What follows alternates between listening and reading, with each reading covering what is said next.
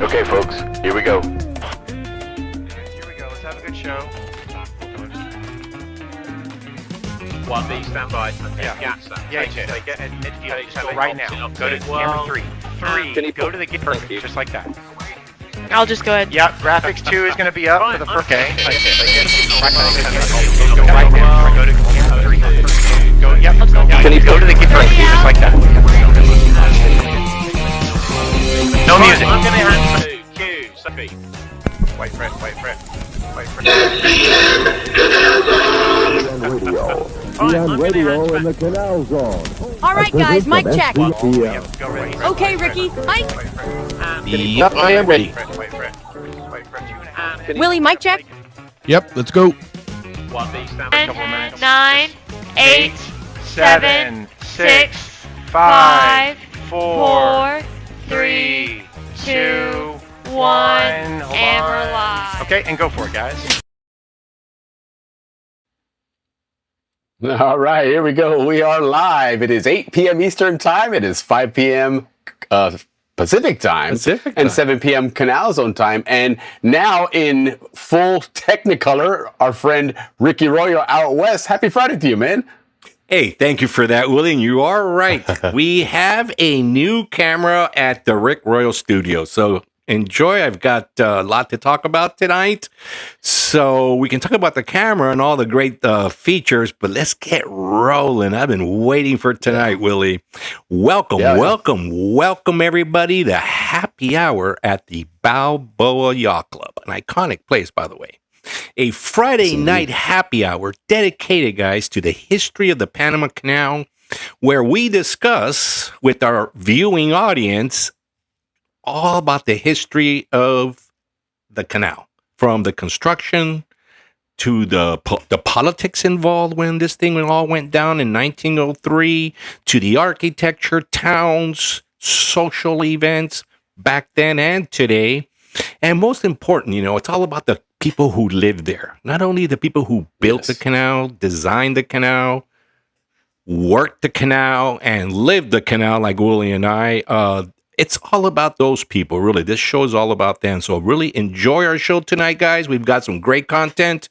And cheers to that eighth wonder of the world and to all the work that Willie does to make this show as good as it is. Thank you, Willie. Yeah, no, absolutely. Yeah, no, absolutely, guys. And don't forget, of course, the most important thing is to subscribe to the channel. That's the one thing we want. We get those subscriptions. So definitely do that if you can. But great show tonight. Another month we do our excavating shows. We're going to be a lot of fun here. We're going to talk about the Gatun Dam.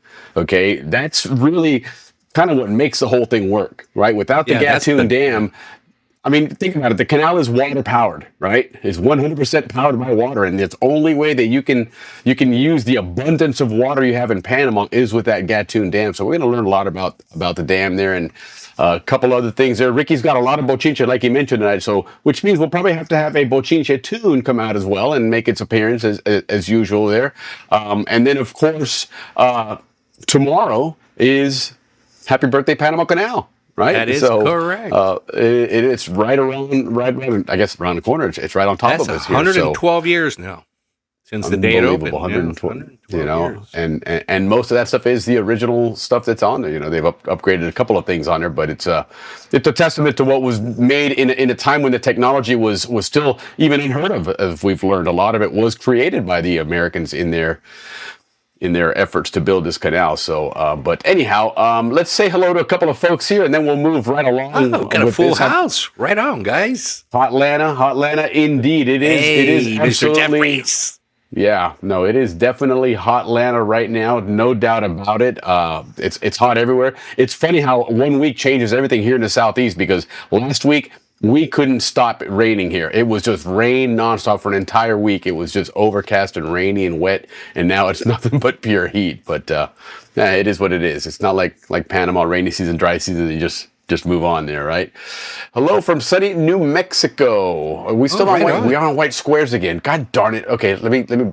I gotta check that sooner. Oh, yes, back to white squares. We are on white squares. Let me jump out real quick, and then you'll jump in. Okay, I'm gonna jump out, and then you jump out. One at a time. All right, sorry guys. I don't know.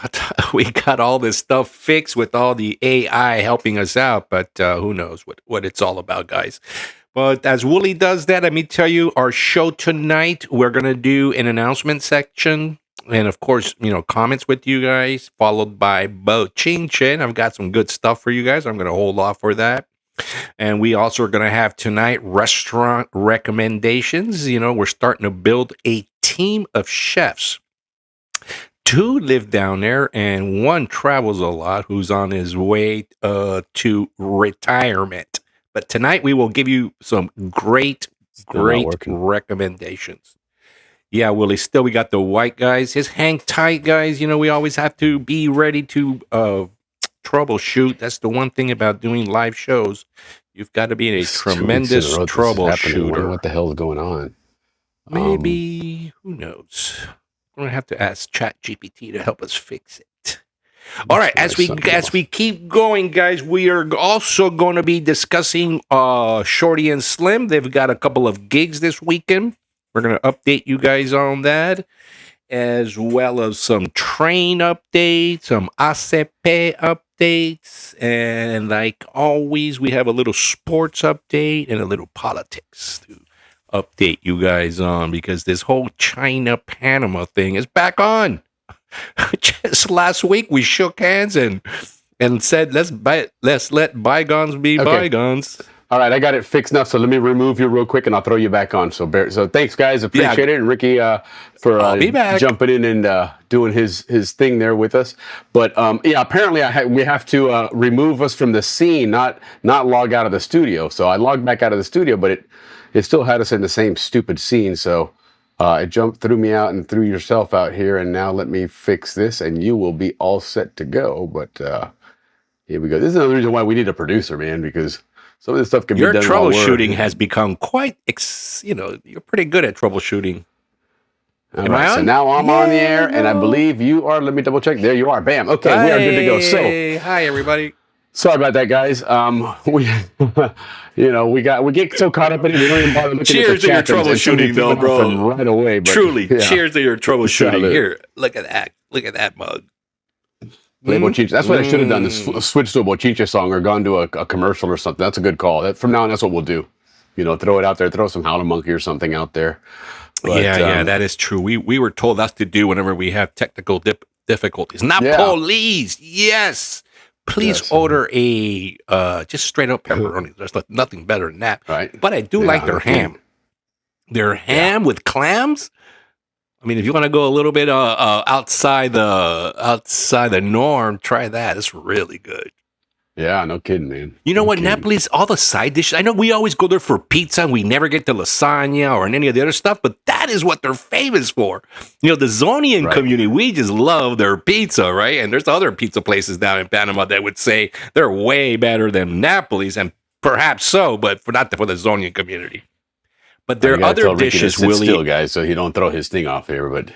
Yeah, I know. You're moving around. You're getting all. So what it is my camera now is AI, so it follows me everywhere. So if I go like that, it'll go move with me. So I have to be still. I don't know how that's going to happen. Yes, you do. But no. So let's just move right along here. Now that we've kind of got things squared away and taken care of. Say hello to a couple more people. Andrew, good to see you. Yes, good to see you. Hopefully you're back in Pan, safe and sound. Camera 2 is good. Yes, we are. We are finally up and running. Poof, he is here. Yes. There's only one pizza place in Panama. Yes, indeed. Absolutely. No, we agree with you. The whole Zonian community will agree with you. There's when you do a pizza, like who's the best pizza, there's Napoli, and then the competition starts, right? Napoli doesn't even compete. Well, that's like the standard you compare it to. Is really what it boils down to. Because there really is nothing like a Napoli's pizza. It really is. And there is Willie, there is a pizza place in Panama we talk about here all the time that is in a world-ranked pizza place. World-ranked in 24th or some number like that. I always forget because every year they go up. Right. But for the Zonian community, nah. You start, I said, Napoli's is, okay, where's the best pizza? Okay, you got Napoli's. All right, who else is left?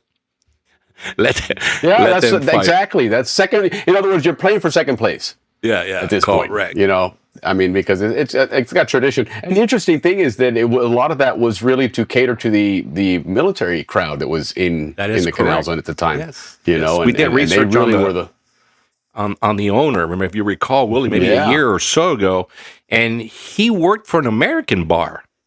And and he's like, wait, man, there's so many Americans here. We need to give them more service, and that's why he put the pizza place, because they had like a chicken place, a ham place. They had all the things covered but pizza.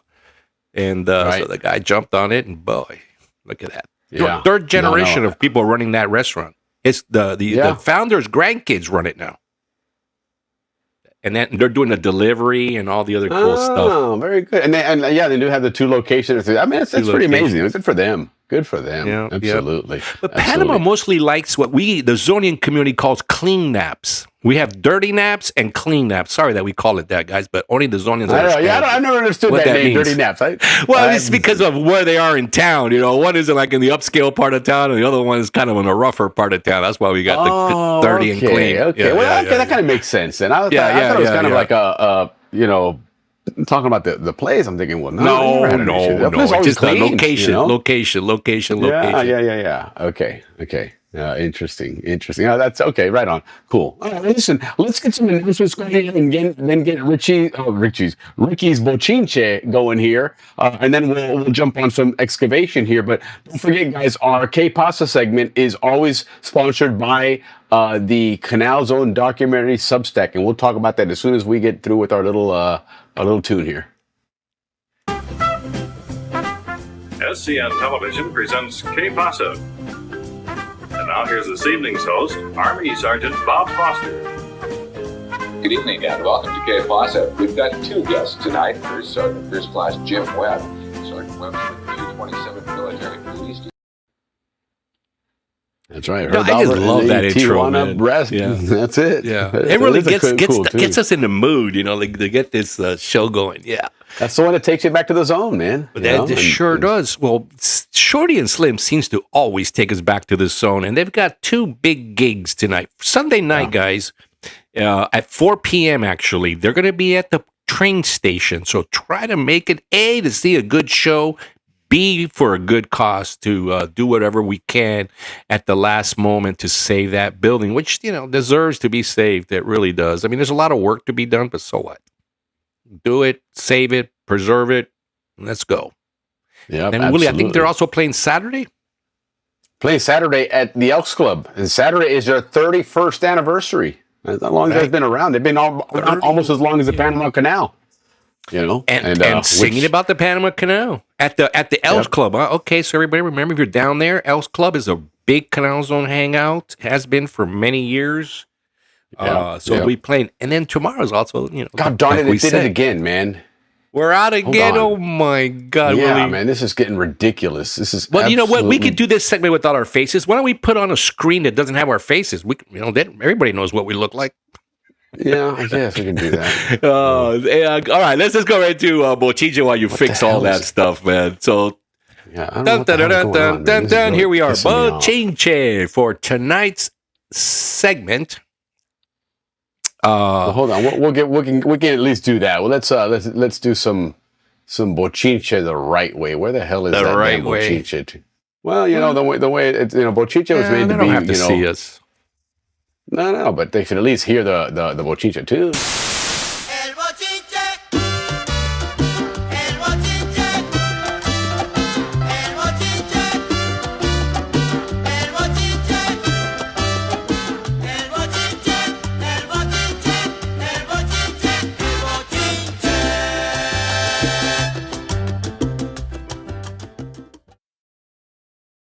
All right, so I'm on the screen now. Let me get Ricky off of there and throw him back on, and then we'll see if that fixes it. But this is really getting annoying. Yeah, look at me out there with the big old green screen and everything. You know, but you know what, Willie? Maybe it's just, you know, we've got so much AI working on this screen that's probably why. We got so many things happening in that screen. I think I think it's an issue with these people. I'm going to call them. I'll reach out to them tomorrow and find out what the hell's going on with their system. This is kind of ridiculous. All right, well, let's get some Bochinche out there, guys. Listen, if you're in Panama and you think you can still park on the sidewalk, or if you're in Miguelito, if you still think you can park on sidewalks, well, guess what? They're going to start towing you. And there was a big thing happened this week in Panama. This one guy was the municipality of San Miguelito sent some people out to give out 30-day warning. Listen, you can't park on the sidewalk, blah, blah, blah. So this one guy got really upset and he was screaming at the top of his lungs, like a 62-year-old guy, which is my age, screaming at the top of his lung, I've been living with my mother for 60 years and I've always parked here.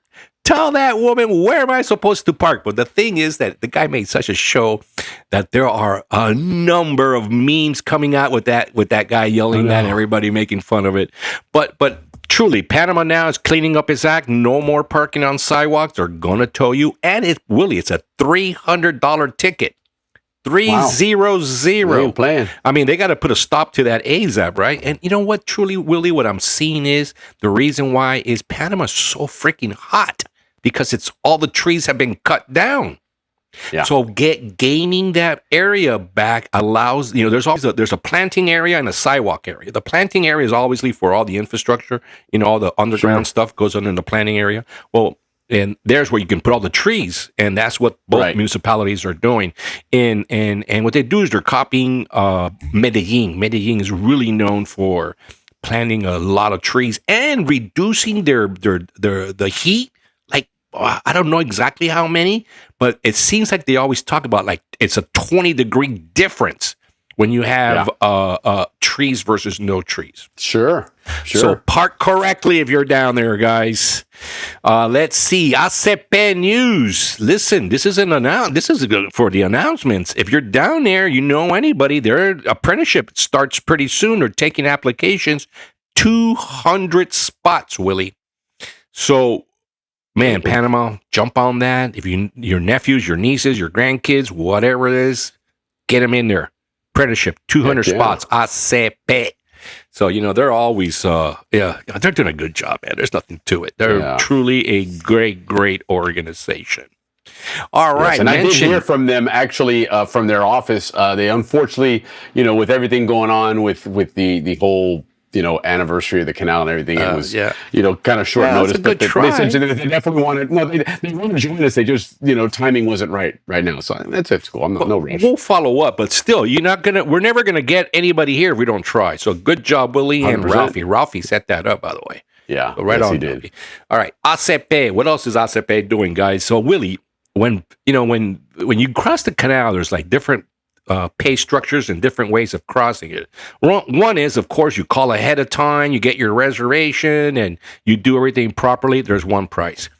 And of course, there's one for the guys that show up with no reservation, right? And they're just like, I want to get in. So what those guys have to do, they have to bid if they want to jump in front of the line. Sure. Well, that business is making Panama a ton of money, man. The cost of those bids are now in the millions. That used to be like 200,000 across the canal, 300,000. No, not anymore. In the millions, Willie. The bidding starts around there. What it's worth to somebody to get through the canal and the value that the canal offers, that they're willing to pay that kind of money to use it right now, not wait, 3 or 4 weeks. Absolutely, man. So this brings me to another story. Panama, the hub, right? The hub of airports, the hub of, the ships, the hub of ports. Okay. Well, now we're the hub, Willie, of undersea cables. Listen, most countries have one, right? That go through it. They come, connect their countries, and then they keep going out wherever they go next, right? That's typical. Panama has, Willie, ready for this? 8 major cables go through Panama. That's amazing. And that's why it's unbelievable. Panama's internet's not way faster. But yes, they've got 8. Google's the last one connecting Santo Domingo, Panama, Chile. So through Panama, Willie, in the region, 100% of the internet goes through Panama, of the entire region. Okay. Yeah. 97% of all telephone communication goes through Panama. Absolutely. 90% of all the data goes through Panama. Yeah, so absolutely. Panama is not only the hub of the world, but boy, are all the spies going to be showing up there like they have been forever. When we talk about the Tivoli, remember how we talked about the bar? Back then, there were spies, Yeah, that was a hot place, man. That was a hot place. Well, it looks like Panama hasn't changed. So I guess it's going to be our job to find out where all these guys hang out, because these guys all hang out, They all know each other. Yeah. So that's what's kind of cool. Something else kind of cool out of Panama, before I get to the Chinese thing. Costa Rica and Panama, Willie, for the last 10 years or so, they've been at, this tremendous commerce war, right? The Costa Ricans want to sell milk in Panama and ice cream and all that, and the Panamans like, F that, we make our own, you're not selling that. Yes. And they're going back and forth. They've been fighting for 10 years, right? Right. Then they brought in the new president. I'm going to make this, I'm going to fix this. Molino, I'm going to fix this too. And we're like all over here cheering that finally Costa Rica and Panama are getting their act together. So they had this big meeting of all their top guys. So guess what the agreement was? They agreed to disagree some more. Exactly. Hey, can we meet again to disagree?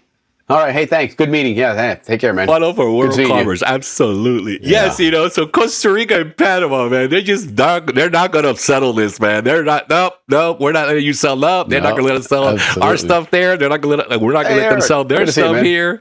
Hey, Eric. So that's kind of a cool thing. So instead of, going back and forth, spending money, arguing, they're just like, F it. Let's just agree to disagree. We'll talk next. But it's nice to see Panama in a position where they can, tell people, hey, man, I'm not going to be pushed around. We're going to, especially with that new railroad coming. Yeah, we're going to be moving some merchandise. Their platform has just been elevated, and they're just it's cool to see. Yeah. It's cool to see. Yeah. Because Costa Rica, that's always been our competition. So, anyways, that's kind of cool. Now, listen, guys, let's get to that Chinese thing. So, like I told you, a bunch of we've been always updating you on all the things that have been happening.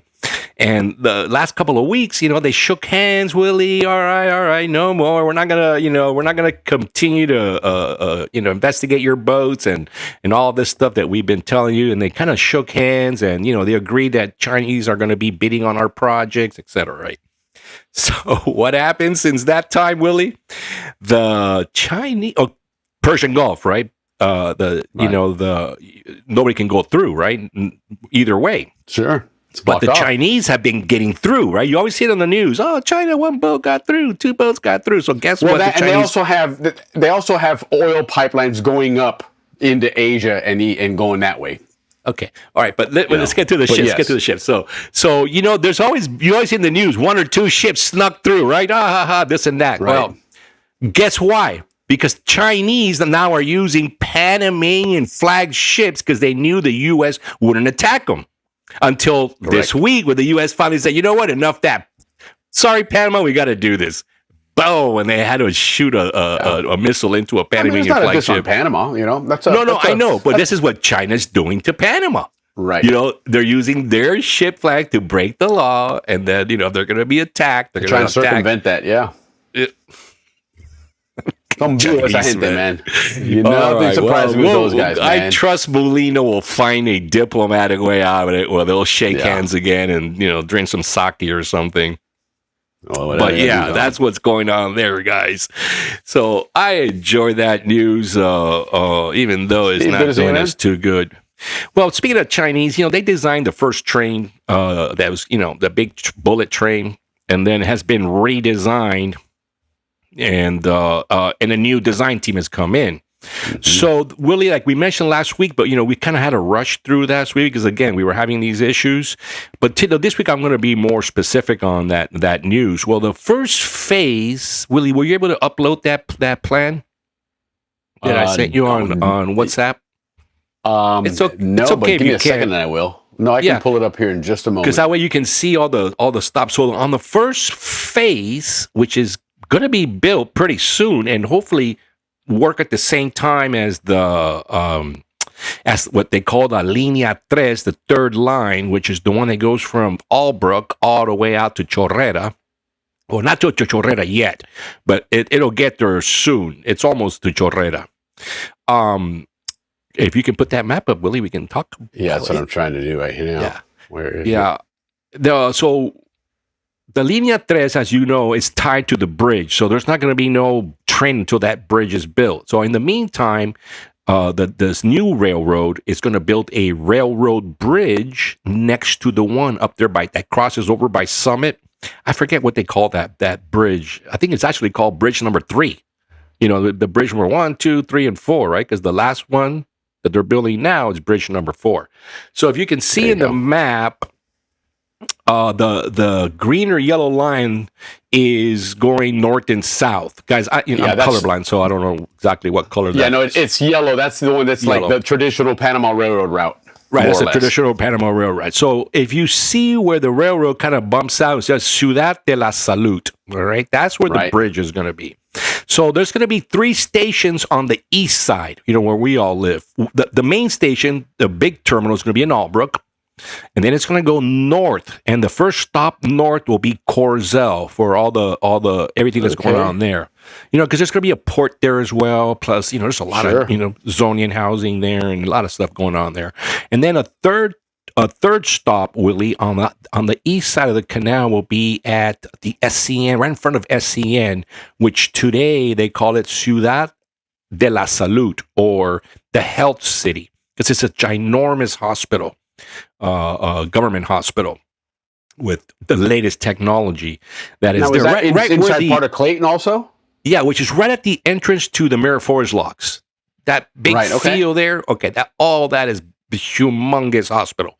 So between the Miraflores Locks and SCM building, in between there, all that area. Okay. So that's where it's going to cross over, guys, and it's going to head up to Arraijan, as you can see it there. But if you notice the city of Arraijan, you can see all the houses. The train is like north of it, like in the countryside of Arraijan and Chorrera. It's not really going through the main city. Well, the red dotted there, that's the Línea 3. So that will be going through the main city. But the big train won't, Willie. So we're talking about the big train. So as you see, there's a line that branches off towards the Pacific Ocean, and you'll see there's terminal Rodman Terminal.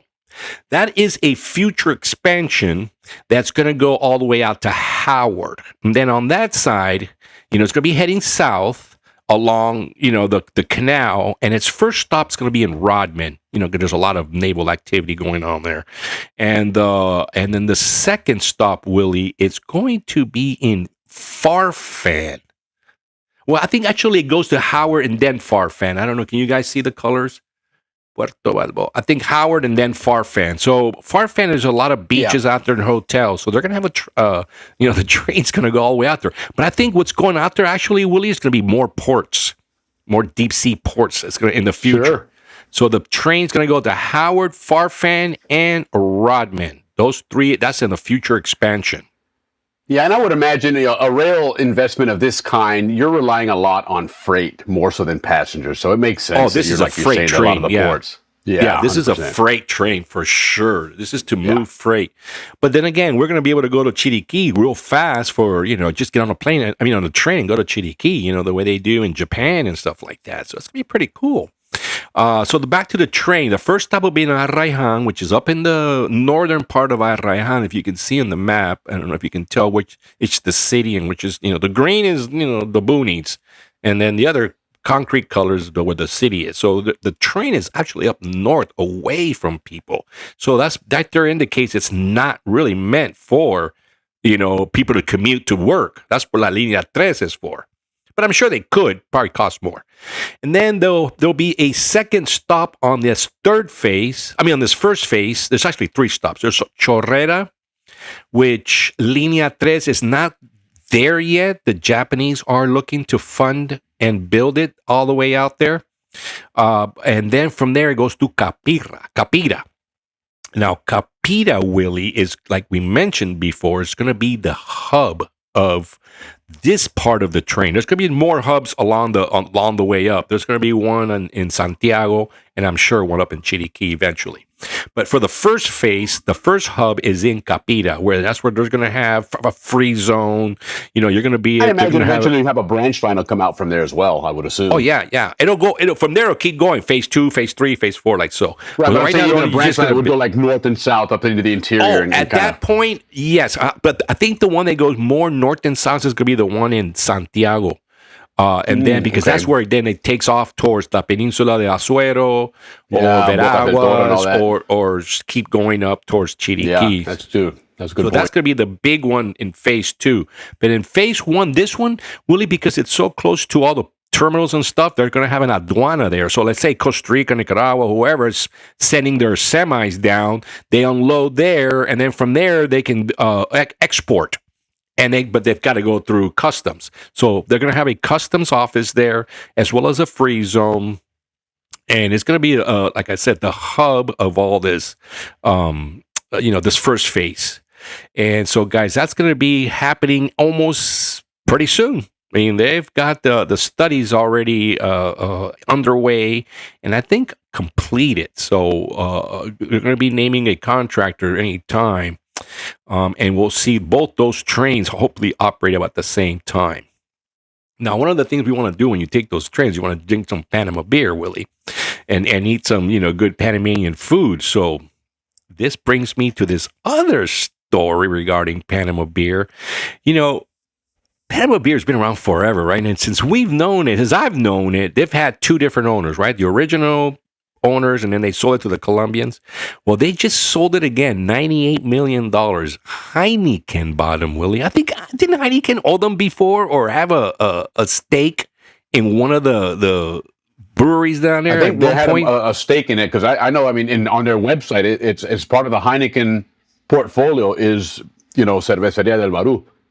Okay, so they own the Barú. Now they own Panama. The Cervecería Panama. So listen to this. The whole world has been in a decline. So Heineken has been laying off people worldwide. Like 3,000 people have been laid off because, booze are going down. Well, Panama is one of the only places in the world where it's actually had a 6% increase in booze consumption. So nobody in Panama got laid off. So that was kind of right. Cool. Go Panama, man. Drink Good yourself cervezas, man. We could drink some cervezas down there, man. Not only is our cervezas good, guys, so is our coffee. And just recently, we're going to test this screen again, all right? So just recently, guys, I believe last week or 2 weeks ago, they had the 30th, 30, anniversary of the Best of Panama coffee. It's a coffee competition. The whole world watches this. Right. This is where the guys show. And we have a new winner. This Hacienda Estate always won year after year after. Well, now I believe there's some Zonian connection here because a lot of Zonians know this family. The Lamastis. The Lamastis family estate won the championship this year. So congratulations to them. I understand that there is some Zonian connection there with the Lamastis, and so right on, man. New champion. Panama still leading in the best coffees of the world. Colombia has the reputation of coffee, growing region, but man, we have the championships. Yeah, no kidding. That's for sure, man. Kidding. Yeah, U.S. Embassy news. Man, they've been involved with a lot of the education of Panamanians, and I really appreciate that because I've never really seen that from any embassy, or it's never been announced so much. Well, they had recently they had this thing called Universidad Freedom 250, University Freedom 250. I might be backwards. Right. Freedom University 250. But it was a way for U.S. schools to come to Panama, like we should do it in Balboa High School, right? And then everybody would come and sign up for to get into school. So the embassy's doing that in Panama now. So you want to study in the States, you want to find a scholarship, you go to these Freedom 250 things that they're doing once a year, I guess, and get yourself U.S. educated. Man, I wish they had all this stuff when we were around, man. These are some great programs they're having down there. All right. So far, how do you guys think of the bochincha? Pretty good? Not bad if you'd sit still, so Not we bad. keep getting that triangle Oh, I floating above your know, head to go man. away. Me sit still. Someday, one day, I know I yeah. will. I've been promising my mom that I'm going to sit still one day. Yeah, right. At this point, you might All as well right, give up. let's just get into our restaurant recommendations. Now, these are all for Coronado. Why? Because, a lot of us spend a lot of time there when we go back to Panama. Yeah. And Willie, if you look at the map, I don't know if you can upload maps, Willie. It would be nice so that way we can pinpoint these restaurants. Even though all of us have gone to Coronado and it'll be easy to find. But nonetheless, the first one, which these three we mentioned real quick last week, but this week we're going to talk. Remember, last week we didn't have a bochincha; we just had to deal with that technicality. And so the first one that I want to recommend from Chef Chaz, we have three chefs doing recommendation. We have Chef Chaz, that's a little tongue twister. We have Chef Bourdain, and we have Chef Paolo. All Zonians. You guys get to guess who they are. Okay. But they give great recommendation. These guys are into food. They know what they're doing. They know what they're looking for. And they love giving us their recommendations. Tonight we're going with Chef Chaz from three recommendations from Coronado. The one that I really liked, Willie, was Don Chacho's, which is a chicken place. And by the way, these places are all dog friendly now. So if you have a pet, a cat, people are not into cats, but if you have a dog and you want to take them to the restaurant, this place will allow it. And it's just off the highway, guys. When you come off the highway, you're going to Coronado, that main road. Well, now they have a El Rey there, super grocery store, real big. Just past that, past El Rey on the left side of the road, you'll see Don Chacho. And it's a great chicken place. And then as a fourth recommendation, and it's only because it's right next to Don Chacho's, if you feel like eating fried fish, because everything in Panama is freshly caught. I mean, it goes from the water to your here's that Don plate. Chacho's right here. There's Don Chacho, so it's just a regular little spot there, like on a strip Because mall. it's right off the highway. You come off the main highway, you turn into Coronado like you always do. It'll be on the left-hand side. On the left-hand side, just past the Supermercado. the entrance. Yep, right over there.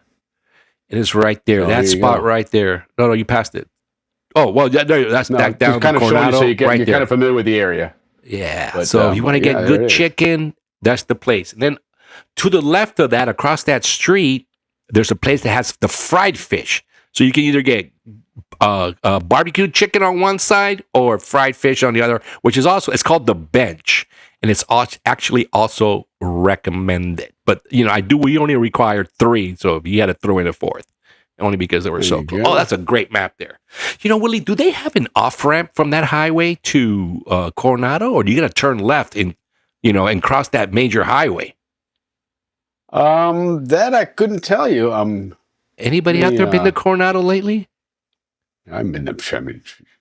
Yeah, I haven't been in a Not while. me. Well, since 2022, so 4 years. So there's the bench right there. Okay, Don Chacho's is right here. Here's the highway, the Pan American Highway, and there's the entrance to Coronado. Right, Wow, that's the a main lot different entrance. than when I do it. So Yeah, so it's right there's here. a lot going on. Wait, if you blow it up, you'll see that Coronado and Gorgona are almost together now, like one ginormous city. Right, it's a big metropolis. I did see that. Oh my God, it's unbelievable.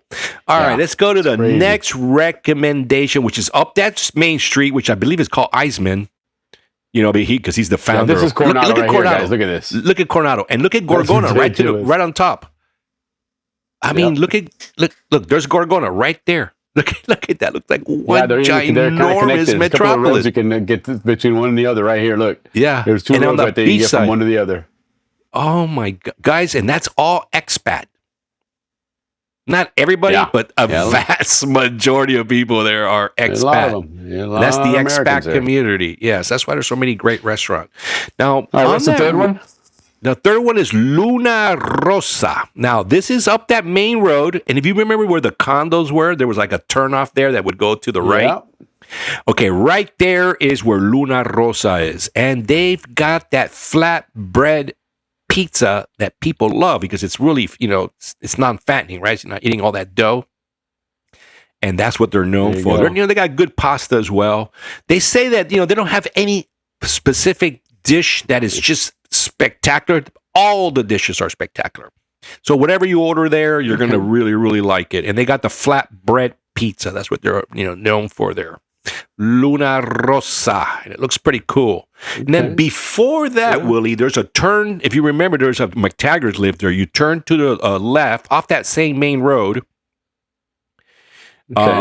There's a place, if you want to eat just burgers and French fries, old school Zonian type, a great burger. There's a place there called Picasso's.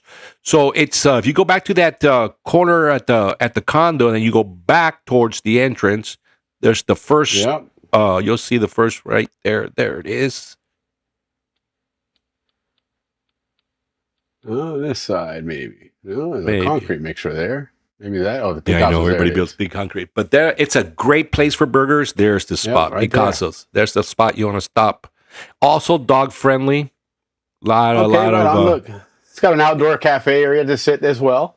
Yeah. And if you want to really brave the the elements, sit out on the side of the road there. Hopefully you don't get hit, but you can sit on the edge of the road there. Man, you can't go too fast there. Want to do that. Yeah. Okay, I hope not. Well, those are the recommendations, guys. If you're in Coronado, those are some great spots.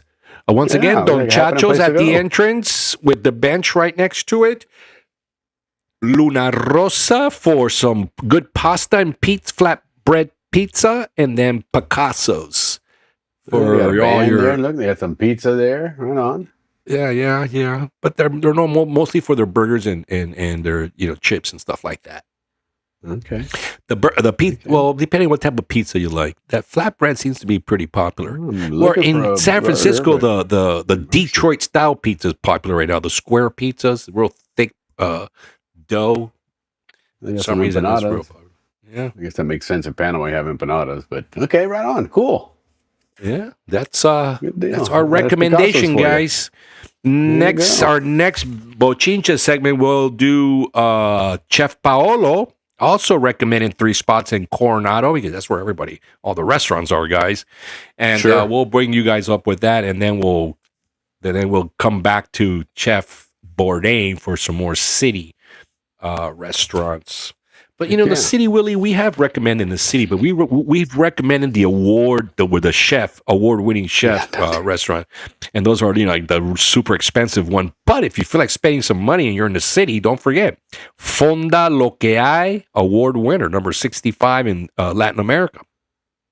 Food that speaks PTY. That's what they're known for. So they have all the the like arroz con pollo, the whole Panamanian dishes, but on an upscale. And then there's La Tapa del Coco, number 74 in Latin America, Afro-Panamanian. And then there's Intimo, creative cuisine, expensive, number 83 in Latin America. So if you guys, if you want to spend some big money, but Panama's known now, Willie, for their food. So these are those restaurants. It is a foodie destination now.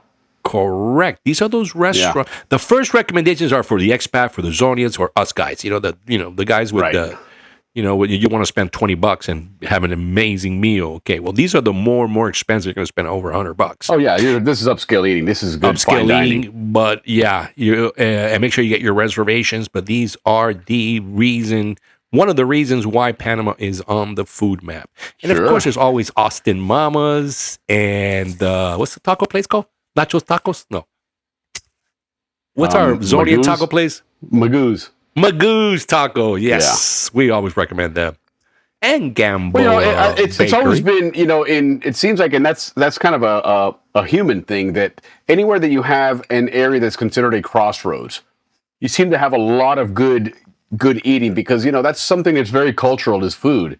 And so a place like Panama that's had people transiting from all over the world for hundreds of years, it makes sense that you're going to have some great cuisine here because you're sampling cuisine from all over the world, from and they're fusing them. They're fusing them, which is probably the reason why they're on the map. It's because of that fusing. Yeah, no, definitely. So right on Panama, keep it up. Their numbers for tourism are up. They're still not with Santo Domingo, but they're catching up to Costa Rica in numbers. They'll get there. Panama's we'll get there. Yeah. Well, Panama's a lot more diversified. You know, these other countries that don't have much to offer, they go all in with their tourism, and so they attract a lot of numbers. You know, there's nothing really else going on in Santo Domingo. Costa Rica, same thing. But Panama has so much more to offer that, you know, while they have a robust tourism industry, it's not the only game in town, and so you're not going to have the government. They got a medical tourism like these other. Correct. You know, they got medical tourism. Jamaica, their government spends so much money on tourism because that's their primary source of income, probably. So you're right about that. Hawaii like that too, but Panama's got the medical, and they also have all the conventions. I mean, there's always major regional conventions down there. So right on, man, right on. We'd love informing you guys of Panama. Hey, Mr. Jim Bradley, you haven't seen you in a while. Good to see you, Jim. sir. Hope all's well with you. We always miss you. We miss your hellos. Indeed. Bueno, Willie, sadly, that is all. Oh no, Willie, you know we should talk about. I know we're doing construction today, but we haven't really talked about what architectural building we want to do. So let's ask our viewers, you know, what are the things we have in mind? If there's any building or any town you want us to talk about, but one of the ones we have in mind are Balboa, because, you know, of course, that's an important town. But also the bases of Balboa, which in Will's and I's opinion are Amador and Quarry Heights. We've done some research on both of those bases, and there's some fun stuff about both of them. Yeah. So let us know which of the two you guys want to hear, and me, or we can bring in Matt Tomlin if he's ready to talk about all his Zonian art, which is a lot of buildings, you know, mostly the homes. Correct. He's done so many of them, and panoramic. He gets commissions to do like panoramic views, which he painted probably one of the last pictures. If they demo the train station, one of the last paintings with the train station and not that new freeway that's going to come across now. Correct. That you'll never, because that's changing the landscape completely. So. Well, yeah. Well, it's not. It's. Well, the thing about which one we want to do Balboa, it's the one on the show here. The Balboa you're going to remember is the one on our show, the pictures on this show, because it's not the same Balboa anymore. So that's why, yeah. But Willie, Balboa, the town of Balboa really goes from, what do you call that? That main highway that went next to the Balboa High School? Roosevelt. Yeah, so Balboa was really designed from Roosevelt over to about Barnaby-ish, maybe one car street over. That was really Balboa. Yeah. So, the other area was Balboa Heights, which is considered, or Balboa Flats, right? Isn't that where the terminal was? The flats were considered. I think the flats was out by Gavlin in that area. Okay. And then Balboa Heights was because where the ports were. Think about it. Well, no, Balboa Heights was that area where the DeLucas lived, Las Cruces Street, Carr Street, all that, because it's right between, Ancon Hill, and then, of course, you have the admin and that hill, that and the Balboa Elementary and all that. So it was called Balboa Heights, was that area there. And then, of course, Ancon on the other side of it. But I always knew the Balboa Flats was like that Gavlin area, the other side of Balboa Road, I guess. About St. Mary's I've got a lot of and all notes that. on Balboa. So you guys want to do Balboa? We'll do a nice architecture on Balboa next. Yeah, okay. Well, Balboa it is. And then after that, the thing about Balboa is, you think about it. Balboa went through a radical change. Where it completely redesigned the whole Balboa Heights area. They took out roads and everything and redid that entire area. What we knew and what we ran around looking at was not the same as it was in the 1930s. It was a totally different Balboa Heights area. Totally different type of structures, buildings, the roads, the maps. It was, they ripped the whole thing out and started over, man. It was, they didn't modify it. They completely redid it. Yeah, one of the quotes that I kept from my research was from the architect. Actually from the administrator at the time, Stevens. Balboa was designed, Willie, as a carefully orchestrated town where architecture reinforced community order and American identity in the tropics. How about that? That's a quote. Yeah, I love that quote too. That's why I wrote it down like, yep, I'll be using that a couple times on the show. Oh, yeah. So Balboa it is. I've got a bunch of notes on Balboa. Balboa. Yeah, look at Richard Grimson's chiming in. Balboa Heights was also the housing around the admin building up to Quarry Heights Gate. Yeah, absolutely. Richard. Yeah, that was everything on the other side of that. My Gorgas was considered Ancon, and this part was considered Balboa Heights. And then you got Corey Heights in here, which sure needs to come on the show too. Whenever you're ready, Richard. Well, not this month. Next month that we're open. Well, we're open every month, so just let us know when you're ready. Otherwise, we'll continue selecting our favorite spots. So far, we've done Tivoli, Clubhouse, the Balboa Theater last week, which was a great show. Sure was. And we've done, as I said, the Clubhouse, Tivoli, and the theater. I think we did one more. Oh, yeah. David did the Civil Affairs building. Right. So we've I covered guess the other nice. obvious one as far as a building itself that's iconic in the zone is the admin building, of course, and that one, it's got its prominence, its preeminence as the zoning. It was no coincidence that it was one of the first ones to be built there, right? It was kind of established the landscape. A lot of things happened that year. I mean, the canal opened, the admin building opened, that train station opened. Absolutely. But the Tivoli was already open. Willie, when we talked about the Tivoli, man, remember we said the reason why they built it was they were the Stevens didn't want all the debauchery going on. They didn't want all the workers. Wanted people home. So I was just happy to get this article that I was reading, and these were the 4 debauchery places in Panama that Stevens didn't want all our guys to go party at. Hotel, and these places are probably still there because I remember all these names. Hotel Metropole was one of them. Hotel Normandy was another one. Hotel La Central, which was probably the hottest one. And there was this one cafe called Panazone. Instead of Canal Zone, Panazone, which was very, very popular. These were the 4 most popular places during 1904, 5, 6, something like that. So like the French were staying unwind, there. man. You're working that Culebra Cut all day, man. You got to unwind. And that was the place that Stevens said, no, we need to build clubhouses and hotels to keep everybody from there. Yeah, absolutely. All right, Richard said September it is. Okay, cool. September, all right. All right, you're in. And check out Eric's got a good one here, the Governor's House. That's a great one to do. Yes, and you know why, Willie? Because it comes from like the clubhouse and the Tivoli. It's that type of architecture. It comes from the old construction days. And another town that I really would love to look into, Willie, is Red Tank. Because it seems to be like the Balboa of the canal days, the construction days. It absolutely was. Remember where we grew up here, what you're looking at, that scene behind us there, that was all swamp between that hill there, Sosa Hill, and then to the left, if you're looking at this standing up there, look to the left is Ancon Hill. That was all swamp and river area there. There was no housing there. There was never a thought of it, and you think about it, somebody back in those days, prior to the canal construction, would look at that and go, yeah, this will never be inhabited. But little did they realize that, we're about to cut through a mountain and we're going to have a whole bunch of dirt and rock and spoil. Guess what? We could make an entire flat area to build an entire town in out of basically free land that nobody wanted. Because that's Balboa and a whole bunch of other places. You know what? Clayton, too. And I'm going to mention something there in a minute, Willie. It's going to make you happy.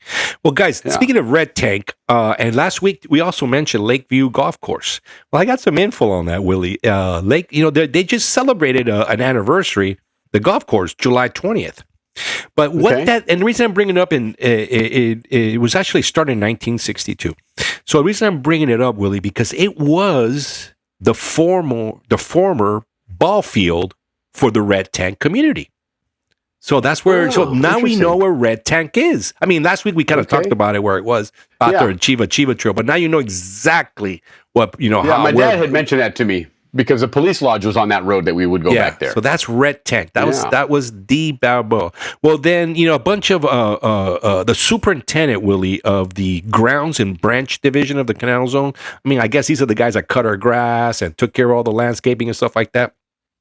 Right. The superintendent of that and the former governor, W.E. Potter, those guys were really into golf, and they started their own, and as well as the people from Paraíso, because there's two of the original alumni or original members are Mr. Blades and Mr. Holder, two very popular names in Paraíso. because their kids were great football players that played with us. But anyways, they got permission to use the ballpark and turn it into a nine hole golf part 3.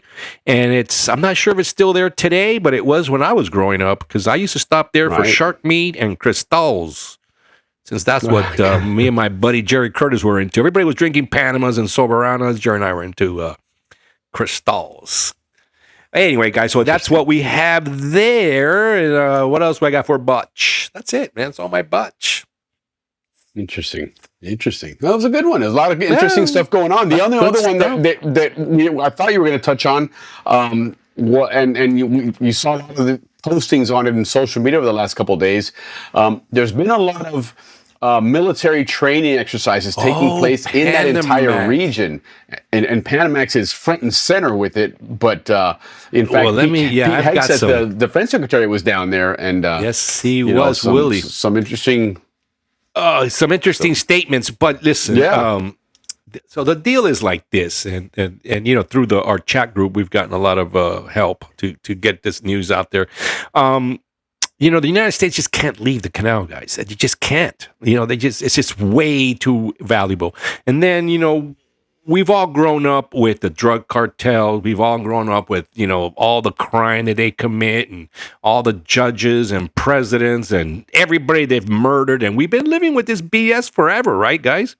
Well, now that's coming to an end, right? Because the president of Ecuador has taken them on. Now the new president of Colombia has taken them on. And of course, we know about Venezuela. So with all this happening, it's obviously going to push those bad guys into Panama, because we don't really have an army, right? We just have our security forces that protect there, and they're not an army. Correct. So to prevent that, to prepare for that, that's why we're having so many rotating exercises and training, is to always have U.S. presence there in case something happens where our forces cannot handle, a large influx of narco-terrorists and et cetera, et cetera. So, Willie, the reason why we're having all these Panamaxes and all these stuff is to have continuous U.S. presence in Panama without messing with the sovereignty and all that, because that's a big issue in Panama. But the Secretary of Defense said, listen, and I understand what he meant. He says, we're here and we're not leaving. And I understand that to mean is, for the last 20 or 30 years since the U.S. has been involved with like Afghanistan war and Iraq war, right, they kind of forgot about Latin America. They didn't really forget about them, but if you remember, Willie, during that period, Latin America was transferring from dictatorship to democracy. Correct. So it was a good time to let these young democracies grow on their own. That's my opinion. All right. So the United States kind of, ignored the area. So what I understand the statement to say was, we're here to stay, is that we're here to invest in your education, invest into your communications, invest into your infrastructure. We're here as your brothers, not we're here as a military right. Base. We're never going to leave and we're going to take over. No, he totally meant it like I'm saying. And I understood it that way. We're here to do business with you guys. We are not going to abandon you. And it's for a simple reason. Sure. The canal's too strategically important for the U.S. commerce and the U.S. military. So, which brings me to I have very good friends in Panama till today, and a lot of them are still in politics, like Fulo Linares, very good friend of mine. And his father was also very into politics. So, he's always on radio, Willie, and one of the big conversations that they're always having is, these U.S. troops staying and the neutrality treaty, and there's talk about the neutrality treaty has run its course because, a lot of countries are joining in the neutrality with Panama, right? Respecting them as like a Switzerland. But then when I had this conversation with him, I said, look, the only reason why these people respect us and don't invade us like they did, like they've always have, right? We've always been conquered by the Spaniards and then Gran Colombia and then the Colombians and et cetera, right? It's because of the U.S. presence, the U.S. military's there. So no matter, 100%. Even if you're neutral. In the 70s and 80s, there was the insurgencies and civil wars all the way from El Salvador, Guatemala, down into Colombia, every country there. And the one place that those people knew not to start stirring up trouble was in Panama, because there was way too many American troops there. Correct. Which they 100%. could have easily been there and, cause havoc. So that's kind of what's going It's a on there, deterrent. Willie. Yeah. So deterrent. Yeah. So, my conversation with him was, listen, so they're saying no, because if we're neutral and nobody will attack us, and I said, listen, he says this way. Pamirs are saying that if they're neutral, and then if the United States has a problem with another country, Panama won't be a target. And I said, you're very wrong. No matter what, that canal, even if Panama's neutral or aligned with China or aligned with anybody else, when it comes to they're that. going to attack it because it's going to hurt the United States commerce and military movements. So the world. So you have two evils. And then Fulvio Linares mentioned that his dad wrote about this. And he said, listen, between the two evils, we have to stick with the U.S. neutrality treaty we have, because that's what guarantees our neutrality. Right. Which in turn guarantees their safety, because if somebody wants to take over the canal to run and control commerce and shipping, the U.S. or let's assume in a strange world or not so strange world, China decides to push more influence and try and really gain control here and suddenly really take over. The United States is like, we got to maintain the neutrality of this canal that was written in the treaties there, so it's time to go. So they have an obligation to do this anyway, and that in itself is a reason to say, hey, your own treaty obligates us to be here, and we can't do it effectively from a base up in Louisiana. It's got to be here. Correct. So it's a tricky, and my opinion, he did a good job, even though the media hasn't really come out and really destroyed him or accused the U.S. of taking over. But you can almost see that it wants to go there. But the people, the message is kind of clear. Listen, we're here. We're not staying, but we're going to be rotating. We're going to be training in the jungle. We're going to be using Sherman. We're going to protect the canal. Right, per and treaty. it's a win for everybody. Yeah, absolutely, Willie. Absolutely. It's an absolute win for everybody. Yeah, well, last week, Willie, I mentioned this beer done in Panama, but now I got a better camera. We can see it. Wait, I got to go that way. Right, there you go. Madre Tambor, right? Is that what that says? Madre Tambor. Madre Tambor. Well, they're selling this in like Bevmo here. Bevmo is like a big booze place. You want to go buy booze, like a big warehouse full of booze, right? Interesting. And they sell. So I went there and I go, hey, you guys have any Panama beer? I knew they didn't, but what the hell, right? Shot in the dark. Hey, yeah. Do you guys have any Panama beer? Guys like, oh yeah, we got this beer from a microbrewery in Panama called Casa Bruja. So you guys in Panama, go check that place. These guys are selling mass quantities in the United States. That's how good they are. Right on. And they have two types: the German lager and a coffee based beer that is really the popular one, the ones that sells out. That one sold out, and I had to deal with this other the German Hell style Helles. Right. Okay. So right on, man. Right on the Panama, whoever that is. Good job. The fact they got that contract, excellent. But look, they're taking advantage of that trade deal we have. Correct. That's that's smart, man. Yeah, put it on 100%. A freaking ship, send it to the United States. Where we got 100%. These guys. Yeah, Willie, man. Let's get into your segment. That was good. Thanks for that, man. Let me do my boat cheating as long as I could. Good stuff there. Obviously, before we do that, though, we're gonna pay some bills here. But let's talk to our friend Gamboa and some Howler Monkey sauce. Which, by the way, I had some of that earlier. I was eating. It was funny when we had the white screens and everything, and then you had the map up there. I was like, oh, that's perfect time for you to mute and eat. And I was eating dinner. Have some dinner with some good hot Howler Monkey hot sauce on it. It was good, man. But anyway, let's say hello to Gamboa here and move right along.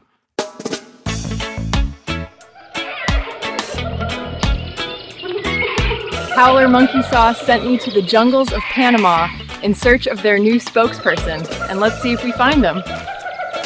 Hey, listen, you don't need to keep looking for a spokesperson. You found me. I love this Howler Monkey hot sauce. Wow. Okay, and what's your name? They call me Gamboa up here in these trees.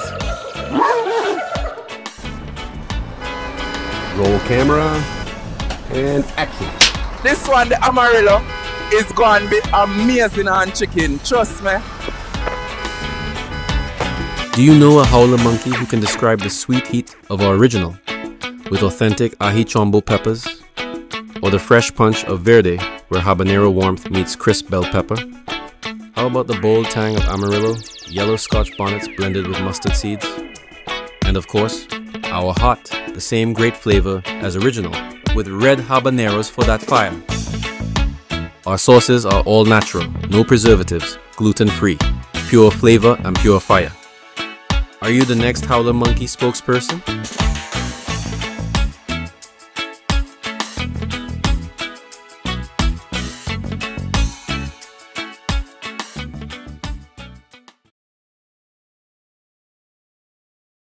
Keep on zoning. I don't know why I got to fix that. I don't know why that thing keeps popping up there. But anyhow, so let's move right along and jump into our excavation segment today. What we're going to talk about today is the Gatun machine here. And what the machine that we're talking about here is actually the Gatun Dam, not the Gatun locks. We've talked about the locks a little bit. We've actually had Jim Duffus join us, who actually worked in the locks there and kind of gave us the rundown of how the locks worked, who did what.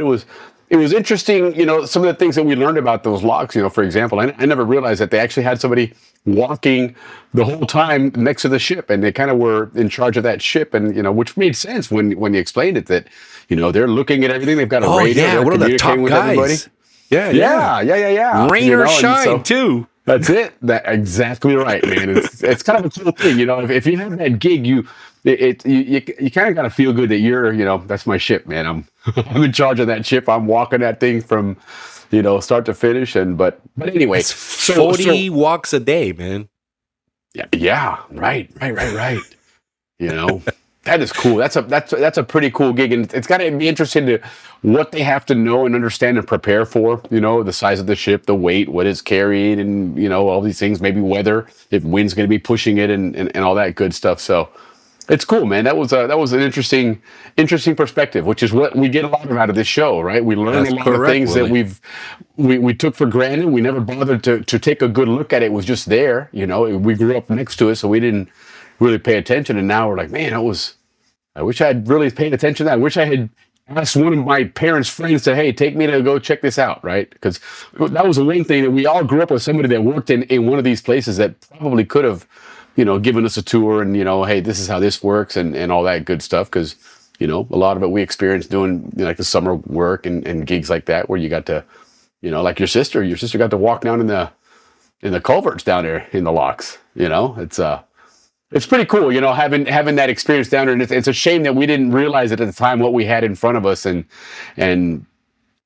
but at least now we've got this opportunity to reminisce and learn all about it. So that's what we're going to do. Talk about the Gatun, the dam. Okay, this, like I said at the beginning of the show, is probably the biggest key to making this canal work.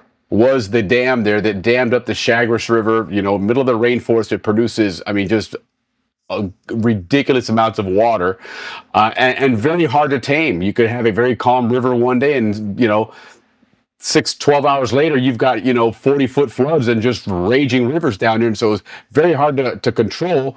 And truly, when they finished it, it created, as you're going to see on the screen here, it created this Gatun Lake, which, when you look at the pathway there, from up at the top where the ship exits the locks and then enters the Culebra Cut, that's over half of the length of the canal was that Gatun Lake.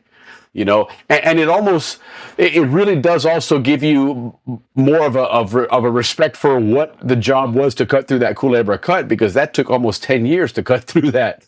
And it was just that one little strip of land. The majority of it was basically build a dam, some locks up on the north side. On the south side, we'll build a culvert dam at the beginning where the Chagres and Balboa is, and just going to let this thing fill up with water over time. And more than half our canal is done basically by Mother Nature itself. But yet you still had to cut that other area there. So the key to it was, again, to build this dam. And to me, one of the most interesting things about this that I learned from researching this is, we've all seen pictures of, the Gatun Dam, the locks and everything. And in fact, I'm going to pull one up now just to show you something, just to kind of make a point here. And I should have had it on when I was ready before, but hold on, let me just get one here. Because, you truly don't realize how large that Gatun Dam is. right? And so, for example, you know what? I can do that Google Earth. That's what I'm doing here in just a moment. Yeah, Google Maps. Here we go. One we were looking at earlier.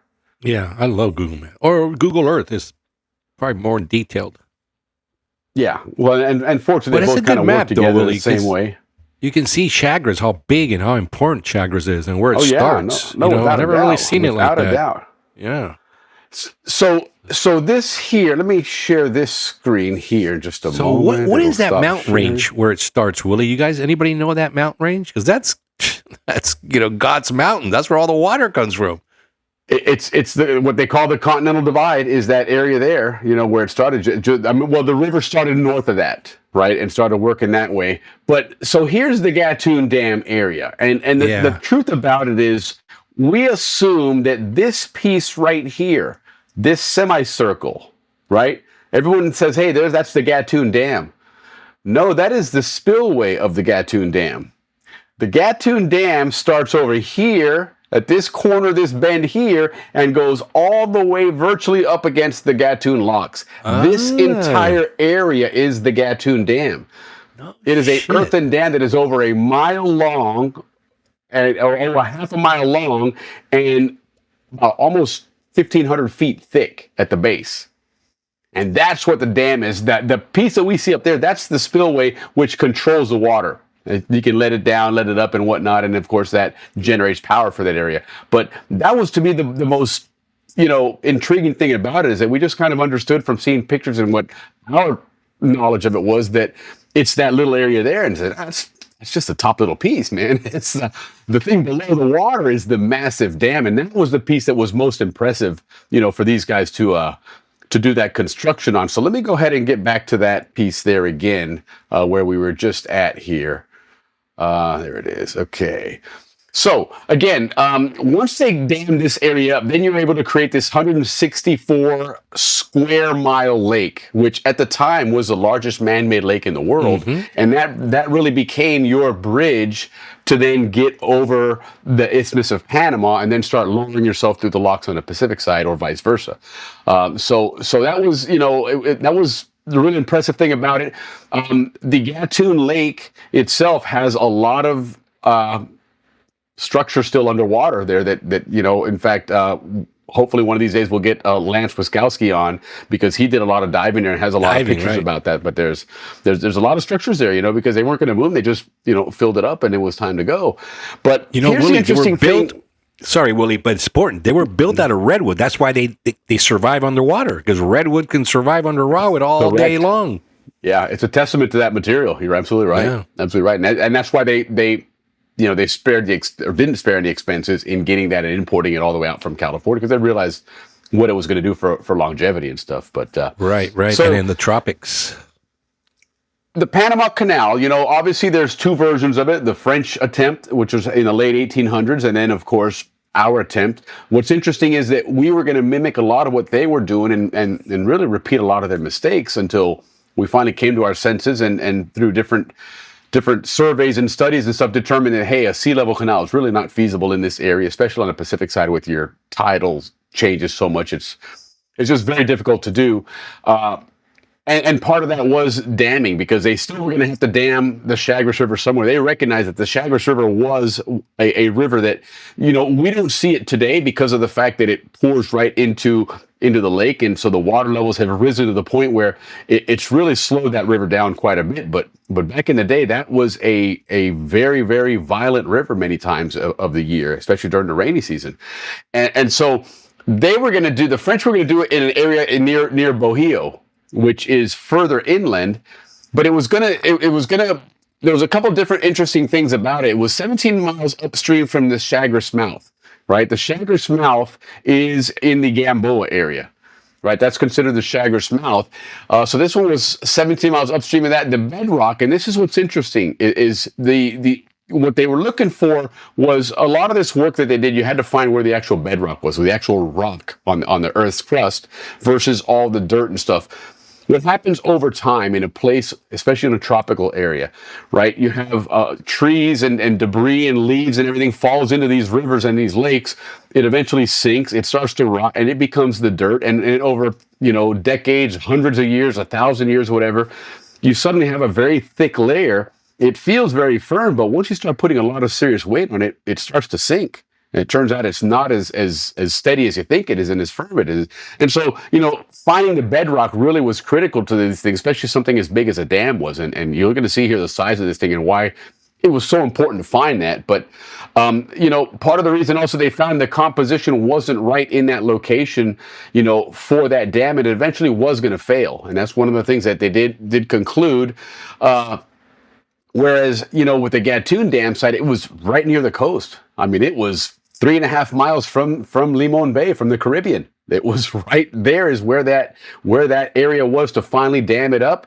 The bedrock depth there was up to 258 feet below sea level. So it wasn't an easier job. It was certainly much more difficult because you still had to get to that bedrock, but they still considered it a much sturdier place and a much more strategic place to build this, especially once they decided on going with that Locks Canal and using that opportunity there.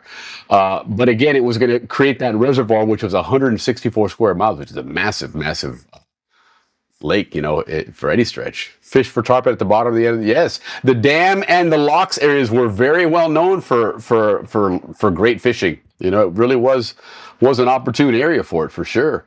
So, a couple of things that we're going to just to understand, the image on the right is the actual spillway mechanism, the concrete mechanism where the water is moving and coming out. And again, that is just a very small portion of the whole dam itself. But on the left there is what they're talking about, which was that Chagres riverbed, and that riverbed, again, you could probably walk on it, and, in some low areas during dry season, you could probably drive trucks across it and you think, hey, this is pretty firm.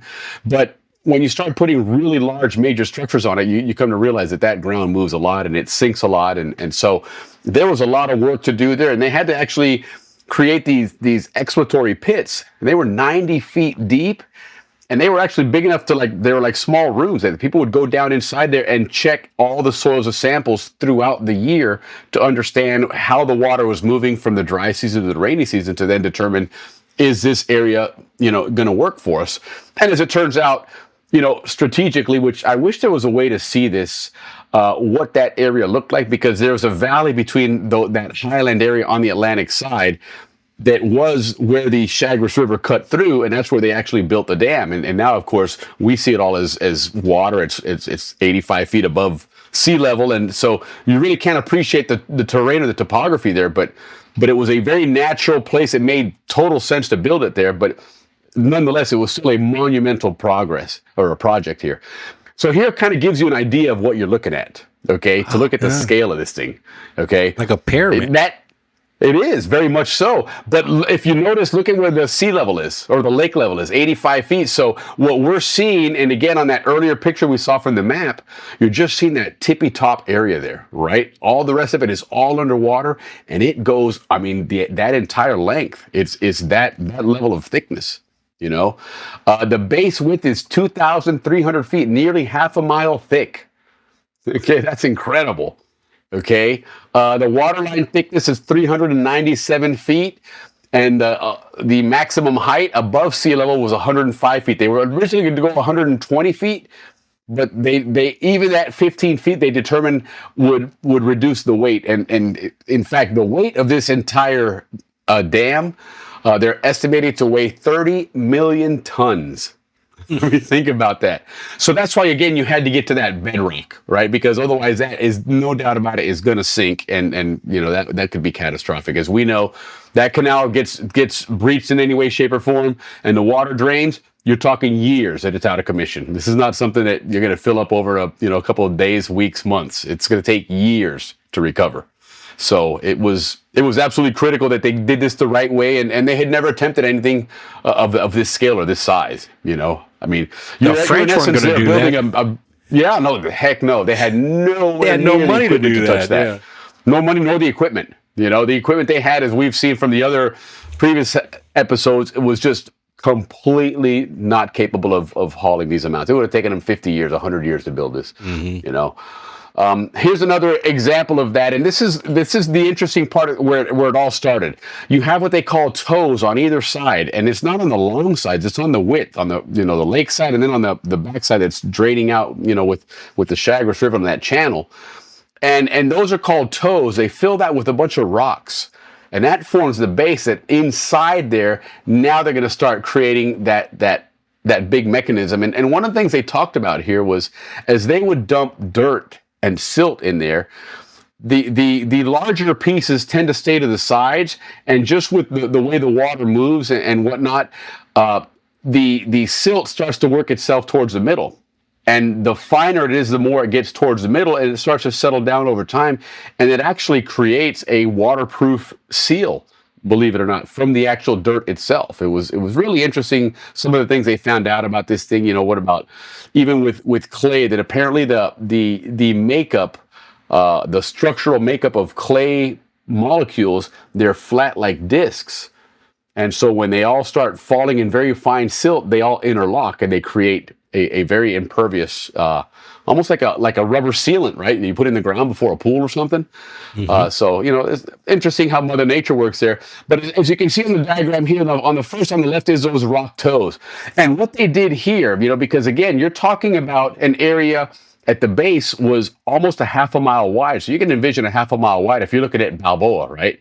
Half a mile wide is probably from Stevens Circle to the admin, right? I would think that's about a half a mile. That's the width of this thing, right? And so first of all, where do you get all this rock for that? Obviously, you have the Culebra Cut, right? We learned that a lot of the stuff that wasn't going to Balboa and Amador was going in the other direction. It's going downhill, working its way to the Atlantic side, and start dropping this off. And what they would do is they built these railroad bridges, right? And they were up 85 feet high.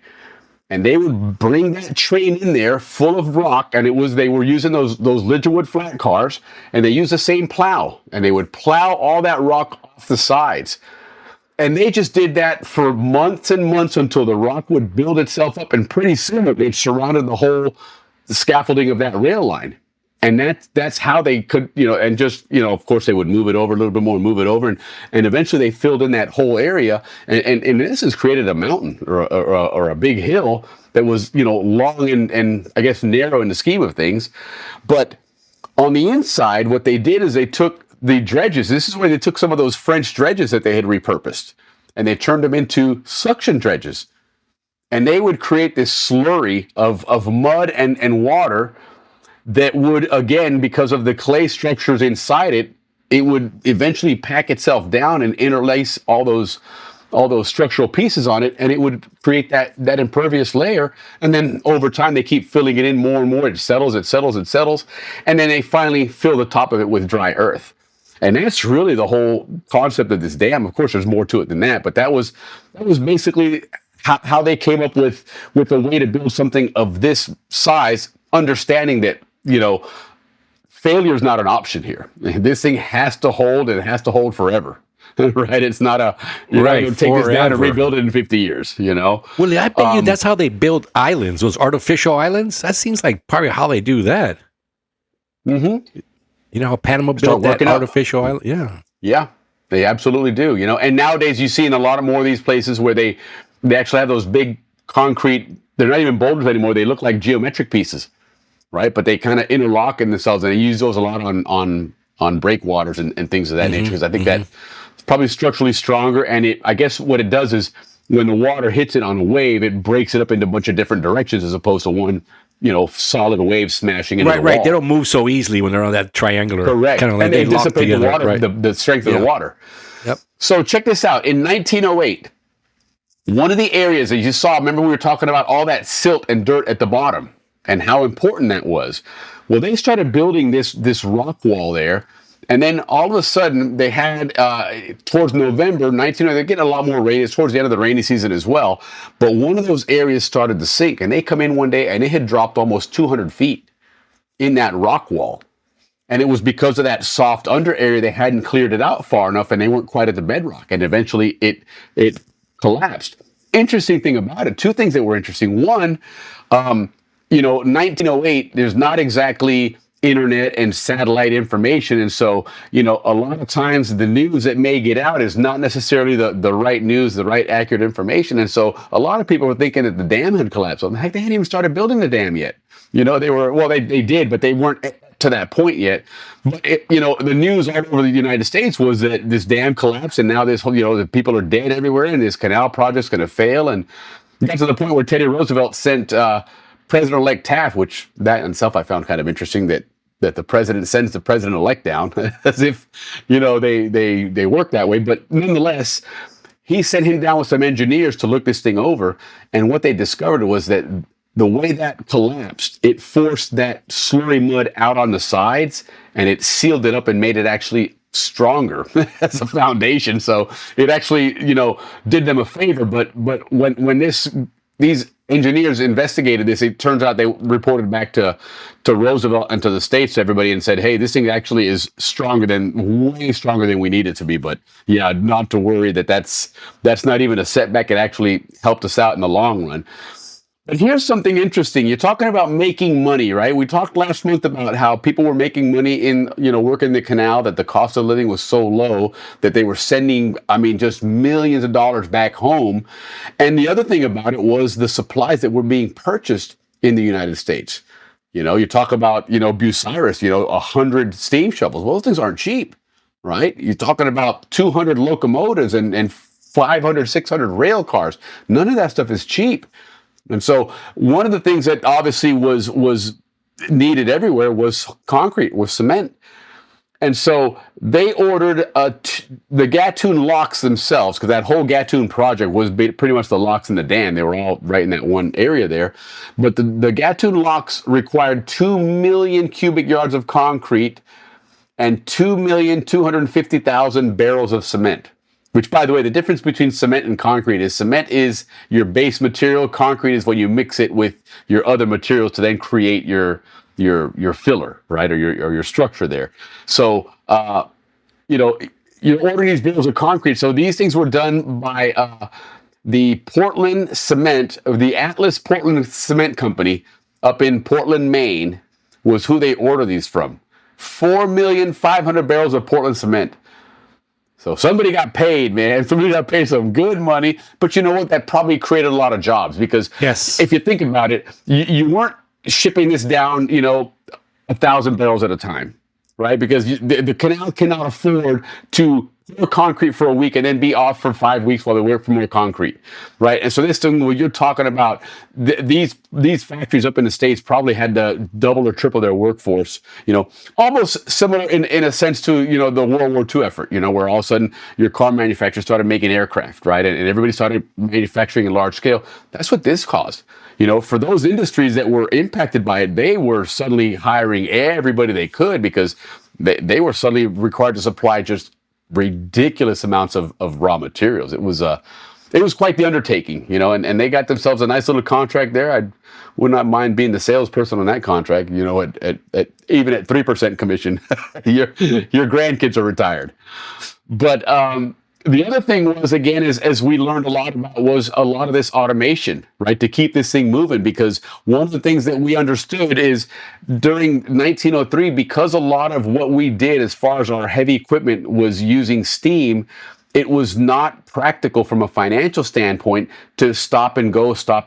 You had to maximize the operation of that machine, keep it going, because once you light those burners, it goes until it's out, right? It's not like a car where you can turn it off. So you want to have that thing working as much as possible. And the only way to do that is keep it supplied with whatever it needs, be it materials to dig with, or in this case, materials to pour with.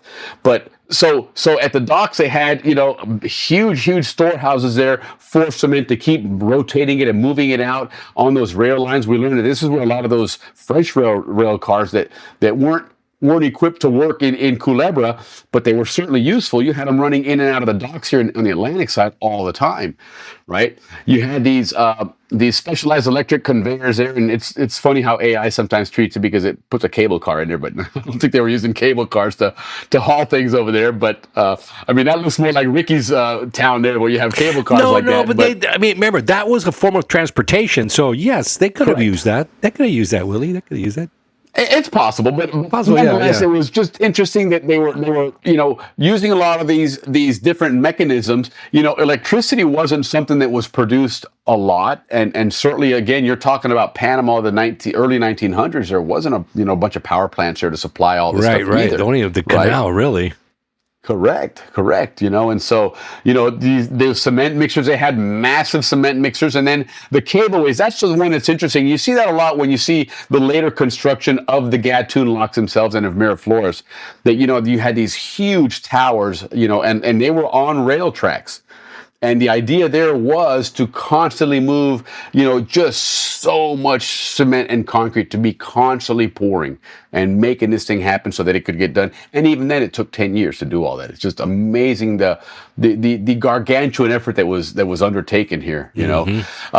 This company Lidgerwood, I mean, these guys were just like the kings of transporting, moving, picking up, and dumping spoil. They had their cars, the Lidgerwood plow. The cableway was done by Lidgerwood themselves as well. So these guys, they made out like bandits in this canal operation, man.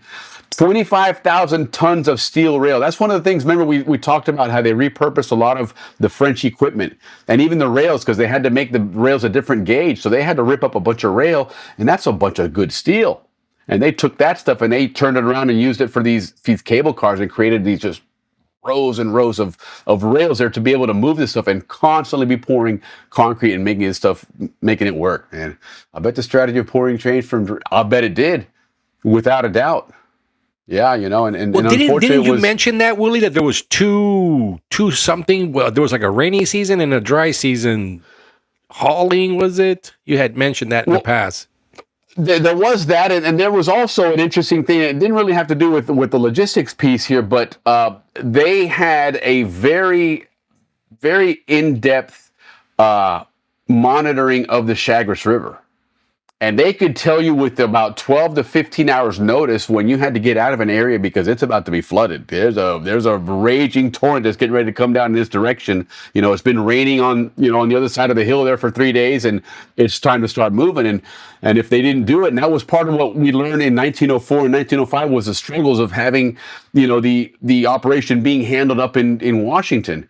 And with communication so slow that by the time someone said, yes, move all those tracks out of there, it was too late. The flood already came in last night and flooded it all out. And so, yeah, that's a good point that, rainy season, dry season, you had to change your operation big time. Absolutely. That would be interesting to see, the correlation of the work patterns during the rainy seasons and dry seasons. And maybe they switch gears and, hey, we'll build some more of this stuff during the rainy season, and dry season we'll switch and do this stuff. Yeah. That's how they manage that.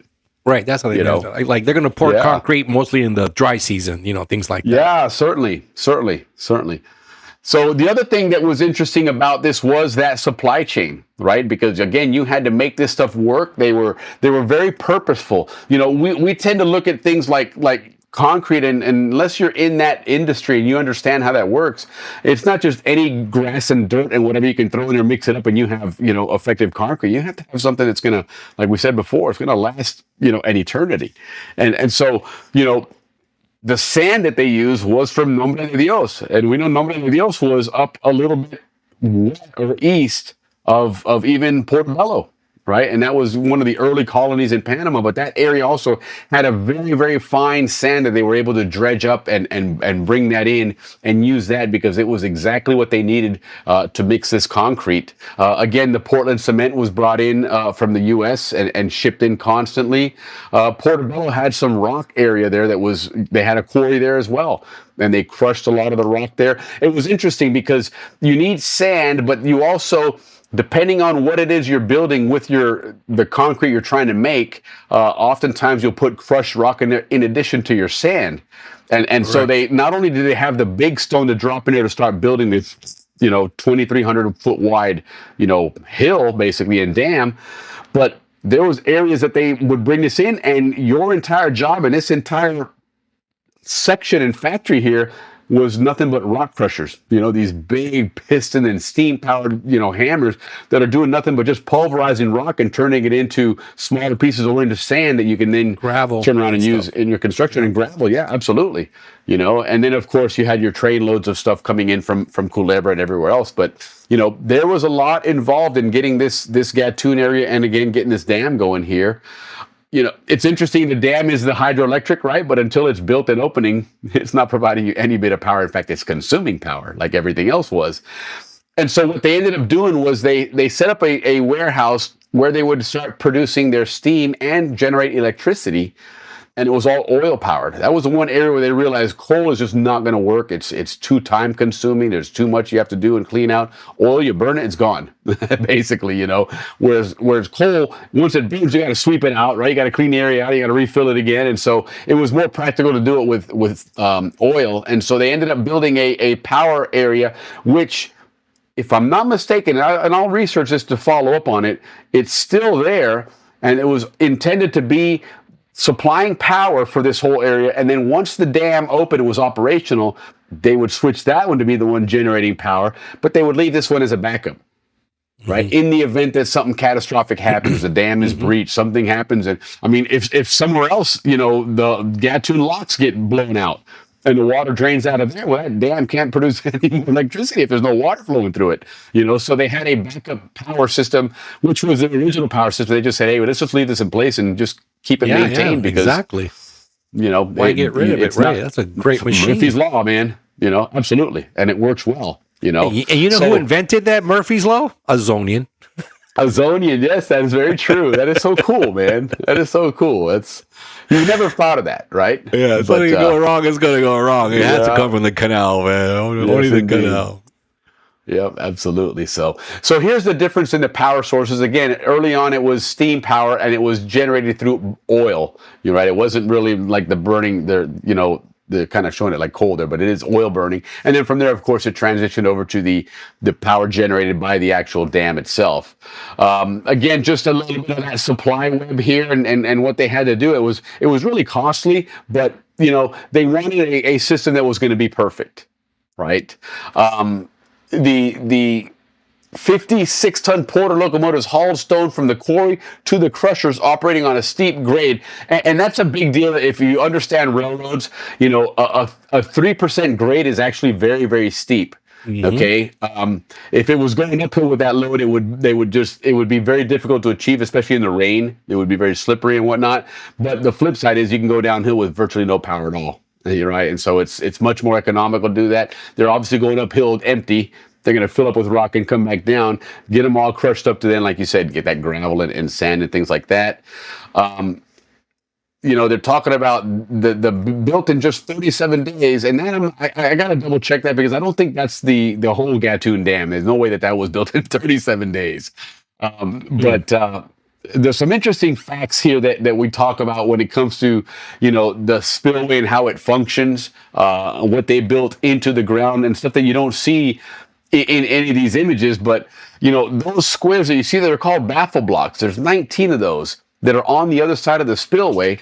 They're 9 feet high. They're made out of concrete, and then they cover them in steel.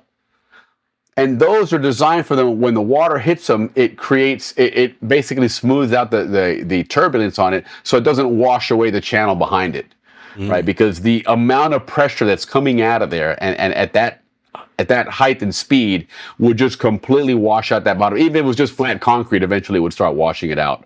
So they built those baffle blocks in there, and even the channels, the pipes that the water comes out of at the spillway, are angled in such a way that the water all converges in such a way at the bottom there to lessen the impact of the water itself going after. So they put a lot of thought into this whole dam, other than just, controlling it and in a place to hold water and everything. The one big key to all of this piece, as we've learned from talking about earlier, was, the water rising and certain towns being submerged and everything, but was the Panama Railroad itself had to be raised up. Had to be raised up in some places, of course, as we know, 85 feet, because there was just so much water area. And the Panama Railroad, you don't realize it at the time unless you're able to see a map before the dam was built and before Gatun Lake itself was created and filled up, that a big chunk of the Panama Road went right through those areas. And so it was very low-lying areas. There's no reason, in 1855 to think that you had to climb way uphill somewhere when you had just had flat, swampy ground there. And so it worked, and they used it. But they ended up having to lift this up. And one of the interesting things is that we had 160 what they call massive earth embankments. Right, they had areas that were fluctuating so bad, and they would do again the same thing. They would build a bridge, a trestle bridge, and they would start dumping rock around it, and it would just fill up all around it, and that would now become your permanent road and your permanent track. And as opposed to having a bridge that you'd have to keep, rebuilding periodically. So it was quite a project. Started in 1907. 5 years it took, $9 million to rebuild 40 miles of track. For that Panama Road to continue functioning, because that, again, that was the key to moving all that spoil, was having a functional railroad, during all these things. So pretty impressive there what they did. Here you're talking about the new towns, and what we've learned from Gatun is that it's moved now for the third time, right? Because of the new locks as well. Part of that got displaced once again. But it's been interesting to see that, what's happened to the town of Gatun. Has played such a prominent role, and yet just because of its location more than anything else, it's been impacted so many times. It's just been, you had to move. The original town of Gatun is literally where that dam is now. Where literally, that entire earthen dam is. Yes. Yeah. Literally takes a beating and keeps on ticking. It does, man. And they moved it, and then they decided to build a new canal, and they said, you got to move again, man. That one's got to move that again. area. Indeed. Yeah, but they're tough, man. They're still there. Right on, Gatun. They are. So, but that was basically the Gatun Dam. It was an amazing project. Without that dam, you don't have the canal. Right. Mm-hmm. That's one thing we have learned, that without that dam, you definitely don't have the Panama Canal. You don't have, drinking water. None of that, because you had to control the water, right? You had to control that Chagres River. You've seen. Think about it this way: how impressive is it when they open up the spillway? Oh, see, look at those things. People go. We got those black squares again. Oh, I got it. We're back to the squares. I do. Yeah, I caught it though. This time, I think it's the screen. I think it's the screen. I don't know. This only happens when we're on the screen. Yeah. So we had to go back to. We're gonna have to go back to our. No, I don't think it's that, because we've had it before. I know. No, dude, we've been having this for a while. Dude. I think it's an issue with EV Mux. I'm gonna reach out to those guys tomorrow. Their tech support, because we pay them good there's money something too. going on here. Yeah, absolutely. And I got to re-up here in September again. So is that what we're probably doing? Is doing that to remind us? Well, this is not a good way to remind you, man. Is that your system doesn't work well, because that's not giving me a lot of confidence in these guys, But go back to our first platform, but that one only had like 3 buttons. That's too boring for us. StreamYard sucked. That thing was garbage, man. that was your junior samples way of doing things. We figured out a different one here, but okay, so now we should be good now. Let me look up on the screen here, and 1, 2, 3, go. There we are. All right. See, I told you we'd be back. Okay, cool. Willie always figures it out. You're becoming a master of this stuff, Willie, man. I'm trying to, man. I'm trying to here. But anyhow, so we ran a little bit long, and truth be told, the Canal Zone mailbag, CZ mailbag, we got some very challenging questions last week. I didn't think they were that challenging, okay? The first one was regarding, did the Canal Zone police have divers, or was that something that the Navy handled? And it turns out the Canal Zone police did. I do know that much, but I wasn't able to find a lot of information on it, so I got to pick a few people's brains. I want to talk to Kevin Barsis, because I know his dad was part of that bush patrol, and I believe they were one and the same. They also, did the stuff on the water and whatnot. And then the other question that Laura Kosik sent us was about that location below Sosa Hill. And what was that? There's been rumors that it was an air conditioning vent system or something for the ad and all inside the hill, actually. Yes. Remember, right on the corner of Roosevelt and Balboa Road. Right? Remember, you had that little cutoff that you could cut across that way. It was right there. You had to. It looked like either like big giant air conditioning vents or something there, but it was a big concrete. Yeah, that's what I heard. It was boilers for the air conditioning system at Balboa High School and Balboa and the admin building. Correct, correct. And so I did read. I did read a couple of things, and one of them was that that they were. It was a listening station for the Army back in the day. So, but I couldn't get clarification for the Army. The Army had a listening station there. Yes. But I couldn't get a lot of clarification on it. And like I said, on the Canal Zone Police one, I didn't. And truth be told, in all honesty, both Rick and I have been slammed with work this week. And I mean, I jumped on here at 7:35. Ricky's panicking. Ricky's sending a scouting patrol to go look for me, man. He's like, "Where is this guy, man? We got to show him 25 minutes. I ain't heard from him in 3 days." So, but we will definitely answer those questions next week because we will not be stumped. We have a crack research team here that's going to figure this stuff out, and we're gonna come up with some solutions for you. And you also had a prep for the show, where I could have done architecture and helped you out, but next week, so you'll be able to rest this week, and I'll do all the research. Yes. Balboa is going to be awesome, guys. It's going to be cool. Yeah, Balboa is what it's going to be. But anyhow, remember, guys, tomorrow is the birthday of the Panama Canal, right? And so to kind of honor that, we're going to throw in. We just did a different little exit scene here. So here, enjoy this, guys, and see what your thoughts are. There it is. Happy birthday, Panama Canal. The Miraflores Locks behind us there, and and check out, as you can see, there's a little ship moving there. And gee whiz, what is the name of that boat that's going through there? Yeah, I would have to guess the Ancon. Yeah. Yes, that's Ancon. There you go. A little, hey guys, that's the Canal today, but but all there your it donations. Is, man, so. Yes. So what's the deal with AI? So people understand that when we say we need money for the AI, is that when we have this, we're paying for like Wiggins or what is it called? Things. I mean, there's a lot of different expenses. I mean, just for example, to create video and stuff like that, there's a lot of different AI tools that you can use. A lot of my research that I do, I use some AI tools to do that, to create a lot of the infographics and stuff like that, and that costs money. But let's see, the biggest expense is the studio. This studio costs about, every Friday night to put the show on, it's costing upwards of about $40, $50, which doesn't seem like a lot, but there's 4 or 5 Fridays every month, right? And then there's other expenses on top of that. So, anyway, we do appreciate the donations. Some guys have been fantastic. That's where all the money goes, just like those things that you're seeing going on in the background. Yeah, that's what. So, but anyway, listen, guys, great show next week. We're going to have some amazing architecture. Nikki, get us out of here, man. Let's start your Yes, thank you guys. Like always, from the bottom of our hearts, thank you so much for everything you guys share with us. We'll see you next week at the same time with another great show. 2 years, 5 months. So we got a lot more to go, and we will see you next week. You got it, guys. Thanks, everybody. Gracias. Cheers. Cheers.